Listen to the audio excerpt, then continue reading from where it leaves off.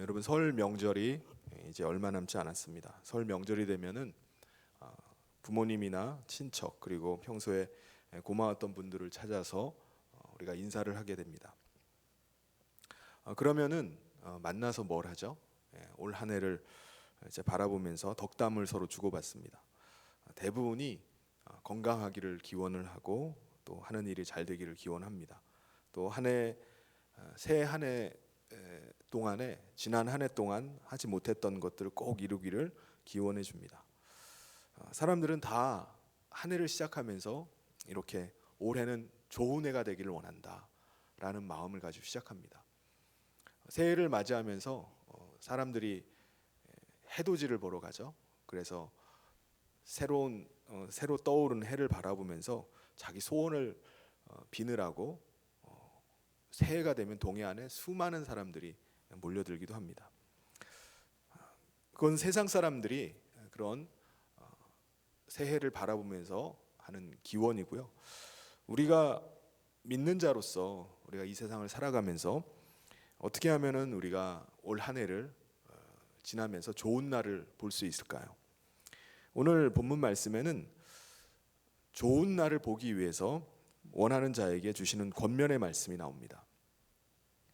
특별히 오늘 우리가 살아가고 있는 오늘 이 시대가 살기가 점점 어려워지는 이 시대 속에서 우리가 좋은 날을 본다는 것이 어떻게 보면은 좀 어려운 일들, 희박한 일처럼 느껴집니다. 그런 가운데 오늘 이 말씀이 우리 가운데 소망이 되고 또 이 말씀 가운데 순종하는 가운데 우리에게 정말 좋은 날 보는 복된 날 되기를 소원합니다. 10절 말씀에 보면은 그러므로 생명을 사랑하고 좋은 날 보기를 원하는 자는 혀를 금하여 악한 말을 그치며 그 입술로 거짓을 말하지 말고 라고 말씀하고 있는데 여기서 생명이라는 그 말이 헬라어로 조에라는 말입니다. 영적으로 거듭난 생명, 그리고 좋은 날이라는 것은 영광스러운 하나님 나라에서 누리는 축복을 말합니다. 그게 좋은 날이에요. 근데 이 말씀을 사도 베드로가 시편의 말씀을 인용을 해가지고 이 말씀을 지금 하고 있어요. 시편 34편 12절에 보면 생명을 사모하고 연수를 사랑하여 복받기를 원하는 사람이 누구뇨? 생명을 사모하고 연수를 사랑하는 사람 누구뇨? 이 말은 이 땅에서 장수하는 사람, 오래 사는 사람, 그 사람은 누구입니까? 라는 그런 그 다윗의 시의 내용입니다. 지금 사도 베드로는요, 핍박 가운데 있고 어려운 상황 가운데 있고 예수 때문에 손해를 보고 살아가는 초대교회 성도들에게 그들을 위로하고자 이 말씀을 쓰고 있는 겁니다. 근데 그들에게 좋은 날 소망하라고 격려를 하면서 갑자기 왜 시편 34편의 말씀을 인용을 해가지고 이 장수의 축복을 노래하는 이 시편의 말씀을 인용하면서 그들을 이렇게 권면하면서 하나님 나라에서 누릴 축복으로 그렇게 확대 해석을 하고 있을까요? 그러니까 이 땅에서의 장수의 축복을 노래하고 있는 시편의 말씀을 통해서 하나님 나라에서 누리게 되는 그 축복을 이제 말씀하고 있는 것입니다. 하나님 나라에서 누리게 될 축복이 있을 것입니다 라고 지금 말하고 있습니다. 왜 이렇게 시편의 말씀을 통해서 시편의 이 땅에서의 장수를 말하면서 이 사도 베드로는 하나님 나라에서 누릴 축복을 이렇게 구하라고 이렇게 하겠습니까? 왜냐하면은 우리가 믿는 자로서 우리가 이 땅 가운데 살아가지만 우리는 하나님 나라의 백성으로 이 땅 가운데 살고 있습니다. 더군다나 우리의 삶은 이 땅에서 끝나버리는 것이 아니라 하나님 나라의 삶으로 계속 이어져 나갑니다. 연결이 돼 있어요. 베드로전서 1장 17절에도 보면 외모로 보시지 않고 각 사람의 행위대로 심판하시는 이를 너희가 아버지라고 부른즉 너희가 나그네로 있을 때를 두려움으로 지내라. 우리가 이 땅 가운데 나그네의 삶을 산다고 말씀합니다. 그리고 우리가 아버지께 갔을 때 각 사람의 행위대로 심판하신다고 말씀합니다. 그러니까 이 땅 가운데에서 있는 삶이 이 땅에서의 삶으로 끝나버리는 것이 아니라 하나님 나라와 연결돼 있고 직결돼 있다는 것을 말씀합니다. 요한계시록에도 동일하게 말씀합니다. 내가 보니 죽은 자들이 큰 자나 작은 자나 그 보좌 앞에 서 있는데 책들이 펴 있고 또 다른 책이 펴졌으니 곧 생명책이라. 죽은 자들이 자기 행위를 따라 책들에 기록된 대로 심판을 받으리라. 생명책에 기록된 이름이 기록되어 있는 사람들은 자기의 행위가 기록된 그 책 행위록에 따라서 심판을 받을 것을 말씀합니다. 그러므로 우리가 하나님 나라에서의 축복을 누리려면은 이 땅에서 삶이 중요한 것을 말씀하고 있기 때문에 지금 시편의 말씀을 인용해서 말씀하려고 있는 것입니다. 그러면은 생명을 사랑하고 좋은 날 보기를 원하는 사람, 하나님 나라에서 누리게 될 그 축복을 이 땅에서 누리기를 원하는 사람, 그 사람은 어떻게 살아야 되느냐? 사도 베드로는요, 첫 번째는 혀를 금해야 된다고 말씀합니다. 혀를 제어하라고 이렇게 말씀해요. 생명 사랑하고 좋은 날 보기를 원하는 자는 혀를 금하여 악한 말을 그치고 그 입술로 거짓을 말하지 말라. 혀를 금하라는 것은 혀를 잘 다스리라는 말씀이죠. 여러분, 하나님께서 이 세상을 어떻게 창조하셨죠? 말씀으로 창조를 하셨습니다. 세상을 창조하신 하나님은요, 말씀으로 없는 것을 있게 하셨어요. 그리고 죽은 자를 산자같이 불러내시고 흙으로 사람에게 생기를 불어넣으셔서 살게 하셨는데, 이것이 다 말씀으로 그것을 행하셨습니다. 하나님께서 그 말씀을 우리 가운데 또 보내주셨어요. 말씀이신 예수 그리스도께서 육신을 입고 이 땅 가운데 오셨습니다. 그래서 예수님을 믿는다라는 것은요, 그 말씀이 우리 안에 들어와 있는 것을 말합니다. 그 예수님이 우리 안에 거하시는 거예요. 우리가 주님의 말씀을 붙잡고 믿고 의지할 때 주님께서 우리 안에 거하시는 것입니다. 그래서 요한복음 15장 7절에 뭐라고 말씀하죠? 너희가 내 안에 거하고 내 말이 너희 안에 거하면 무엇이든지 원하는 대로 구하라. 그리하면 이루리라. 주님께서 말씀으로 없는 것을 있는 것 같이 불러내십니다. 말씀으로 바람을 복종시키시고 나무를 복종시키셨어요. 다 말씀으로 하셨습니다. 자연을 꾸짖고 지배를 하십니다. 그 말씀이신 예수님이 우리 안에 있으면은, 그 말씀이 우리 안에 있으면은 바로 능력이 우리 안에 함께하는 것입니다. 그렇기 때문에 우리 안에 거하시는 이 말씀이 우리 안에 명령이 돼야 돼요. 내 안에 말씀이 있다는 것이 그냥 그 말씀을 내가 안다, 그 말씀 나 알아요 라고 하는 것이 아니라 그 말씀이 나를 움직이는 말씀 되게 해야 된다는 거예요. 나를 행동하게 하는 명령이 되게 하는 것입니다. 그 말씀의 명령대로 우리가 순종할 때 어떤 일이 벌어지느냐, 그것이 우리 가운데 생명이 되는 것입니다. 요한복음 12장 50절에도 나는 그의 명령이 영생인 줄 안다. 여러분, 우리가 하나님의 말씀을 아무리 많이 읽었다 할지라도 그 말씀이 우리에게 명령이 되지 않으면은 양식을 잔뜩 쌓아놓고 먹지 않아서 굶어 죽는 사람과 똑같을 것입니다. 주님의 말씀이 우리 안에서 명령이 돼야 돼요. 그 명령대로 행할 때 그 말씀이 살아서 역사를 하는 것입니다. 그것이 우리 가운데 능력이 되는 거예요. 요한복음 8장 31절에도 그러므로 예수께서 자기를 믿은 유대인들에게 이르시되 너희가 내 말에 거하면 참으로 내 제자가 되고. 우리가 성경 말씀을 많이 알고 성경 말씀을 많이 읽은 사람이 주님의 제자가 되는 것이 아니라 어떤 사람이 제자가 된다고 말씀하죠? 주님의 말씀이 거하는 사람. 주님의 말씀이 우리 안에서 명령이 되어서 그 말씀이 나를 움직이게 하고 그 말씀이 나를 행동하게 하는 것입니다. 그 말씀이 나에게 명령이 되게 하는 사람, 그 말씀 앞에 순종하는 사람, 그 사람이 그리스도의 제자라는 거예요. 우리 믿는 자는 예수께서 우리 안에서 명령하시고 우리를 다스리시고 우리를 계속해서 지배할 수 있도록 해야 됩니다. 그 말씀 앞에 우리가 순종하면서 나가야 돼요. 그래서 우리의 인격을 주님이 다스리시고 우리의 생각을 다스리시고 우리의 행동을 다스리게 해야 됩니다. 말씀이 나를 주장하게 하는 거예요. 주님의 말씀이 나에게 명령이 되어서 내가 그 말씀대로 순종하면서 나가는 겁니다. 주님이 주시는 그 말씀이 내게 명령이 되고 내 입에서 그 말씀이 선포가 될 때 어떤 일이 일어나죠?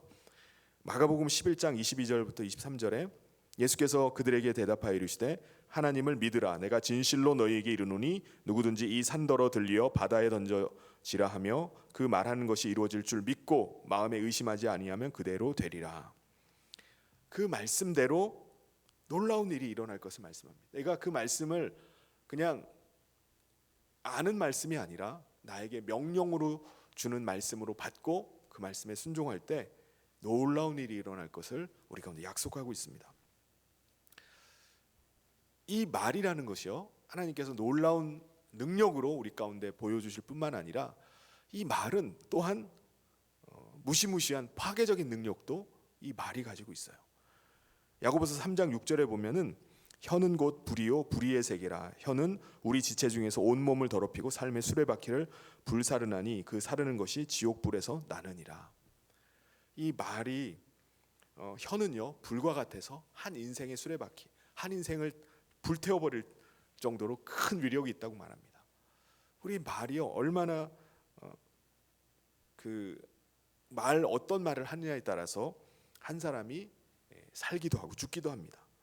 그런데 이게 통제가 안 되는 거예요. 그래서 우리 가운데 이 혀를 통제하는 것이 너무나 어렵습니다. 그래서 이 끊임없이 악을 쏟아내고 독을 내뿜는 것이 우리의 혀예요. 많은 것들을 파괴해 버립니다. 무너뜨려 버려요. 우리 입에서 나오는 말이 정말 생명을 살리는 놀라운 능력도 되지만은 예수님의 말씀이 우리 안에 거하심을 통해서 그 말씀이 우리에게 명령이 되고 그 말씀 앞에 우리가 순종할 때 예수님께서 약속하신 놀라운 일들을 우리가 보게 해도 되지만은 또한 우리 입에서 나오는 이 말이 많은 사람을 다치게 하고 무너뜨리게 하고 파괴시켜 버립니다. 말 때문에 상처 입히고요, 말 때문에 피를 흘리게 만들어요. 여러분, 올해 우리가 좋은 날 보기를 원하십니까? 특별히 올해는 내가 혀를 잘 다스려야겠다라고 결심할 수 있기를 바랍니다. 힘들고 어려운 상황이 되면은 사람들이 어떻게 하죠? 짜증이 나요. 그래서 자기 입에서 나오는 대로 우리가 내뱉을 때가 얼마나 많이 있는지 몰라요. 입에서 나온다고 해서 그것을 다 쏟아내서는 안 됩니다. 부정적인 말, 불신앙의 말, 좀 어려워지면은 그냥 부정적인 말이 나올 수 있어요. 자포자기하는 말들, 또 더러운 말들, 또 거짓말, 저주의 말, 이런 것들이 다른 사람들을 무너뜨리고 우리 자신을 무너지게 합니다. 정죄하고 들추는 말, 허물을 들춰내는 말, 그런 말보다는 우리가 말씀에 우리 가운데 주시는 그 말씀의 능력을 믿고 축복하는 말, 위로하는 말, 우리의 말로 다른 사람의 용기를 주는 말, 그런 말을 할 수 있기를 바랍니다. 긍정적인 말, 믿음의 말. 잠언 18장 21절에도 죽고 사는 것이 혀의 힘에 달렸나니 혀를 쓰기를 좋아하는 자는 혀의 열매를 먹으리라 말씀했습니다. 죽고 사는 것이 혀에 달려 있다는 거예요. 우리의 입에서 나오는 대로 그대로 되어갑니다. 우리가 믿음의 말, 능력의 말을 하면 그대로 나타나고요, 우리가 저주의 말, 더러운 말, 부정적인 말을 하면 그대로 말대로 된다는 것입니다. 우리가 사는 날 동안에 좋은 날 보기를 원한다면은, 우리가 올 한 해 정말 좋은 날 보기를 원합니다라고 한다면은 우리는 우리의 혀를 잘 다스려야 됩니다. 특별히 우리가 자녀라고 해서 우리가 자녀에게 말을 함부로 할 때가 있어요. 그런데 내가 자녀에게도 축복의 말, 믿음의 말, 내가 진리의 말을 하리라 결단해야 됩니다. 그것이 우리의 자녀들이 앞으로 장래에 좋은 대학, 좋은 직장, 거기에 들어간 것보다 더 중요한 일이에요. 우리의 자녀에게 진리의 말을 계속하는 겁니다. 우리 자녀가 진리에 있느냐 없느냐, 이것이 인생 사는 데 있어서 너무나 중요한 일이에요. 마귀는요, 세상의 임금이라고 했어요. 마귀는 주장하고 통치하고 권세자라고 하면서 많은 사람들을 끌고 가려고 합니다. 그런데 마귀가 어떻게 할 수가 없는 것이 있어요. 이게 바로 진리입니다. 진리는 마귀가 대항할 수가 없어요. 그 진리 앞에서는 마귀가 힘을 잃고 물러갈 수밖에 없습니다. 자기의 능력을 상실해버리고 포기하고 떠나가는 것이 바로 진리예요. 예수님께서 어떻게 마귀를 이기고 승리하셨습니까? 어떻게 죽음에서 다시 부활하셨습니까? 예수님이 진리이시기 때문에 그래요. 예수님의 승리가 바로 진리에 있습니다. 우리의 자녀들도 진리 가운데 있을 때 이 세상 가운데서 승리할 수 있습니다. 우리를 도우시는 성령님도 진리의 영이십니다. 우리를 인도하시고 우리를 모든 상황 가운데, 모든 환경 가운데서 우리를 인도해 나가십니다. 우리가 진리 안에 거해야지 성령님도 우리를 도우세요. 여러분, 세상을 이길 수 있는 것은요, 진리입니다. 진리. 우리의 자녀들이 이 세상을 살아가면서 세상의 물질이나 또 세상의 실패, 여러 가지 것들로 낙심하고 좌절에 빠질 수도 있어요. 그런데 그것 때문에 무너질 수 없습니다. 무너져서도 안 돼요. 진리 가운데서 승리하게 해야 됩니다. 진리 가운데 사는 사람은 결코 무너지지 않습니다. 그래서 우리가 자녀들이 이 세상 가운데 점점점 살기가 어려워지고 사람들이 앞으로의 앞으로 미래의 모습들을 긍정적이고 밝게 보는 것이 아니라 아주 어둡게 봐요. 왜냐하면 체감하고 앞으로의 되어질 일들을 생각하면은 앞이 캄캄하기 때문에 그렇습니다. 그래서 우리가 이러한 세상 가운데 우리의 자녀들을 이 세상을 이기고 이 세상 가운데 살기 위해서 우리가 세상의 많은 지식들, 세상의 좋은 말들 그런 것을 해주는 것이 아니라 진리의 말이 필요합니다. 진리의 말을 듣고 자라난 자녀는요, 세상을 이기게 됩니다. 사랑하는 성도 여러분, 우리의 입에서 악한 말, 부정적인 말, 거짓된 말, 더러운 말, 이런 말들이 막 쏟아져 나오는 올 한 해가 아니라 정말 믿음의 말, 축복의 말, 진리의 말을 할 수 있는 올 한 해가 되기를 소원합니다. 하나님께서 우리의 입에서 나오는 대로 되게 하실 줄 믿습니다. 하나님께서 내 입을 크게 열라 내가 채우리라 말씀했습니다. 우리의 입에서 나오는 말로 인해서 우리 가운데 역사하시는 그 하나님의 놀라운 일들을 경험하는 복된 2022년 한 해 되기를 소원합니다. 두 번째, 우리가 좋은 날 보기를 원하는 것을 뭐를 말씀하죠? 악에서 떠나 선을 행하라 이렇게 말씀합니다.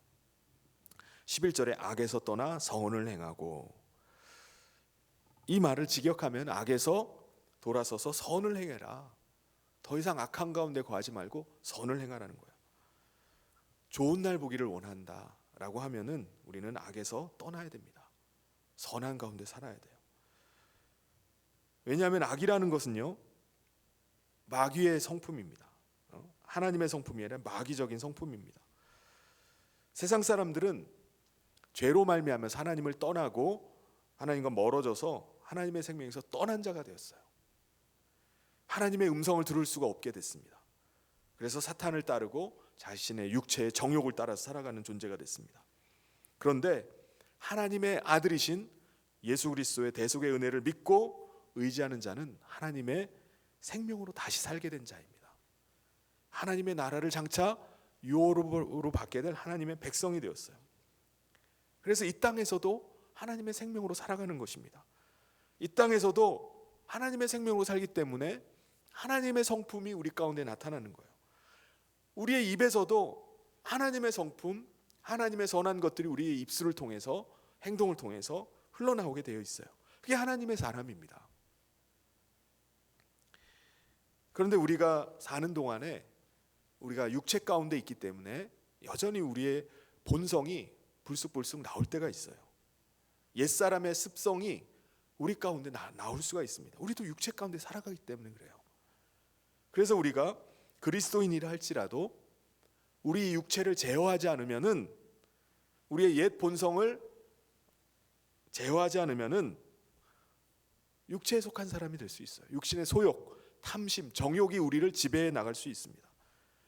갈라디아서 5장 17절에도 육체의 소욕은 성령을 거스르고 성령은 육체를 거스르나니 이 둘이 서로 대적함으로 너희가 원하는 것을 하지 못하게 함이라. 나는 선을 행하려고 다짐을 하는데 자꾸 내 육신의 정욕들이 올라와가지고 그걸 못하게 한다는 거예요. 엉뚱한 것을 하게 합니다. 오늘 이 시대는요 점점점 악해지고 있는 것 같아요. 악인들이 막 득세를 해요. 아니 어떻게 저렇게 뻔뻔스러울까? 어떻게 저렇게 하는데도 사람들이 거기에 대해서 거기에 대해서 악인에 대해서 오히려 긍정해주고 또 인정해줄까? 거기에 대해서 왜 아무 얘기를 안 할까라는 생각이 듭니다. 세상이 점점 악해지고 있기 때문에 그래요. 털어서 먼지 안 나는 사람이 어디 있어? 나도 별 수 없어. 우리 모두가 다 악한 거야라고 생각하는 시대에 우리가 살고 있는 것 같아요. 그런데 우리가 이 땅 가운데 살고 있지만 우리는 또한 하나님 나라를 유업받을 하나님 나라 백성입니다. 세상에 속한 자가 아니라 하나님께 속한 자예요. 그래서 우리는 세상이 점점 악해졌나 간다 할지라도 우리는 선을 행하면서 살아야 됩니다. 이게 우리 힘으로 감당할 수가 없어요. 우리 힘으로 선을 행한다 할 수가 없습니다. 우리의 정과 욕심을 십자가에 날마다 못 박을 뿐만 아니라 성령님의 도우심을 날마다 구해야 돼요. 갈라디아서 5장 24절 25절 그리스도 예수의 사람들은 육체와 함께 그 정욕과 탐심을 십자가에 못 박았느니라. 만일 우리가 성령으로 살면 또한 성령으로 행할지니. 우리가 성령을 날마다 구하고 의지하고 따라갈 수밖에 없습니다. 그렇게 할 때 우리 가운데 하나님의 성품이 나오고 선한 것을 따라서 살아갈 수 있습니다. 사랑하는 성도 여러분, 악한 세상에 휩쓸려 가지고 세상이 그러하니까 세상에 악한 사람들이 다 그렇게 살아가니까 우리도 그냥 악함 가운데 거하면서 악한 길로 가는 것이 아니라 악에서 떠나 선을 행함으로 우리가 올 한 해 정말 하나님께서 우리 가운데 일하시는 그 좋은 날을 보는 복된 한 해 되시기를 주님의 이름으로 축원합니다. 세 번째는 좋은 날 보려면 뭘 하라고 말씀하죠? 11절에 화평을 좇으라고 말씀합니다. 악에서 떠나 선을 행하고 화평을 구하며 그것을 따르라. 화평이라는 말이 헬라어로 에이레네라는 말입니다. 그러니까 양쪽이 다 양편을 좋게 한다는 의미예요. 하나님의 자녀됨의 특징이 뭘까요?